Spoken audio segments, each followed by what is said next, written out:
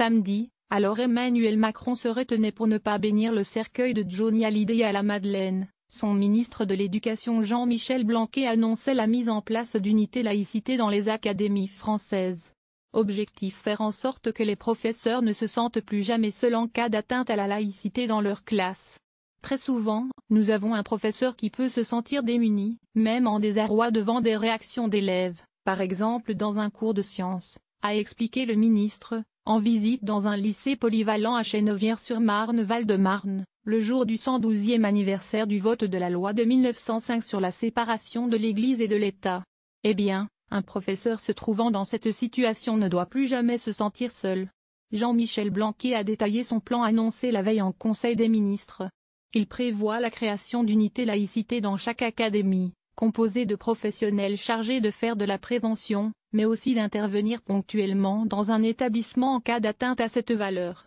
Elles doivent être mises en place au cours du premier trimestre 2018, selon son cabinet. Ce dispositif sera chapeauté par une équipe nationale dédiée, opérationnelle dès janvier 2018. Elle pourra proposer son appui aux académies et établissements qui le réclament. Parallèlement, le ministère va nommer dans les jours qui viennent un conseil des sages, composé de plusieurs personnalités. Il sera chargé de la création d'un corps de doctrine pour homogénéiser les réponses des enseignants en cas de problème, selon le ministre. Et devra aussi recenser les atteintes à la laïcité pour prendre la juste mesure du problème, sans sous-estimer, sans surestimer. Face aux critiques de l'ancien Premier ministre Manuel Valls, qui a dénoncé vendredi une gêne au sein de la majorité, pour éviter de bouleverser la bien-pensance, Jean-Michel Blanquer a réagi: l'éducation nationale n'est absolument pas passive sur ces questions-là, elle a pris la mesure du phénomène. Elle le fait de manière sereine, avec le dispositif que j'ai décrit et qui permettra d'intervenir chaque fois que nécessaire. Certains syndicats d'enseignants ont déjà affiché leur scepticisme face à ces nouvelles annonces. Des mesures symboliques. Selon eux, un référent laïcité existait déjà dans chaque académie, ainsi qu'une chargée de mission sur le sujet au ministère. Bien sûr qu'on ne part pas de zéro, on part même de 1905, s'est agacé M. Blanquer. Ce plan correspond à une étape nouvelle, plus volontariste, a-t-il affirmé. D'autres pourraient s'étonner de ce discours volontariste, alors que le 7 décembre est paru au journal officiel un décret annonçant que 20 millions d'euros ont été prélevés de la caisse de l'enseignement secondaire, dont 10 millions seront versés à l'enseignement privé. Certes, c'est une goutte d'eau dans l'immense budget de l'éducation nationale, mais cela ressemble à un coup de canif à la laïcité.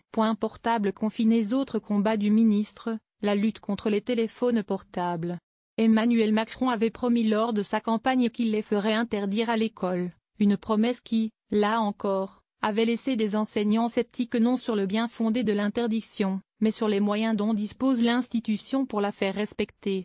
Jean-Michel Blanquer a confirmé dimanche cette interdiction pour les élèves des écoles et collèges. Cette mesure entrera en vigueur à la rentrée 2018, nous sommes en train de travailler sur cette question pour les modalités, a-t-il ajouté. En septembre, il avait évoqué pour se faire des casiers qui ferment. Parfois, vous pouvez avoir besoin du téléphone portable pour des usages pédagogiques. Pour des situations d'urgence, dont il faut qu'il soit en quelque sorte confiné, a déclaré dimanche le ministre, soulignant qu'un tel bannissement du portable existe déjà dans certains établissements. Il y a des collèges qui réussissent à le faire. Au-delà du seul cadre scolaire, dans un message de santé publique qui concerne les familles, il a souligné qu'il est bon que les enfants ne soient pas devant trop, voire pas du tout, devant les écrans avant l'âge de 7 ans.